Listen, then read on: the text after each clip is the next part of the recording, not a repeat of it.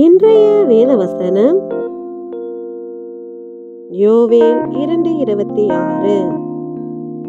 நீங்கள் சம்பூரணமாக சாப்பிட்டு திருப்தி அடைந்து உங்களை அதிசயமாய் நடத்தி வந்த உங்கள் தேவனாகிய கர்த்தருடைய நாமத்தை துதிப்பீர்கள்.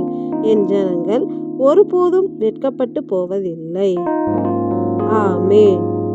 நம்மை திருப்தியாய் சாப்பிட செய்து நம்மை அதிசயமாய் வழிநடத்தும் தேவனை நாம் எக்காலமும் துதிக்கும் போது நாம் வெட்கப்பட்டு போகாதபடி கர்த்தர் நமக்கு கிருபை செய்வார். அன்றியும் நான் இஸ்ரவேலின் நடுவில் இருக்கிறவர் என்றும் நானே உங்கள் தேவனாகிய கர்த்தர் வேறொருவர் இல்லை என்றும் அறிந்து கொள்வீர்கள் என்ற வார்த்தையின்படி நம் தேவன் நம் நடுவில் இருக்கிறார். எனவே நாம் வெட்கப்பட்டு போவதில்லை.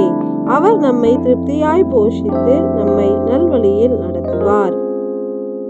எங்கள் மத்தியில் இருந்து எங்களை காத்து எங்களுக்கு திருப்தியான போஜனம் அளித்து எங்களை நல்வழியில் நடத்தி எங்களை வெட்கமுடையாதபடி செய்யும் எங்கள் நல்ல நேசரே, உமக்கு நன்றி செலுத்துகிறோம்.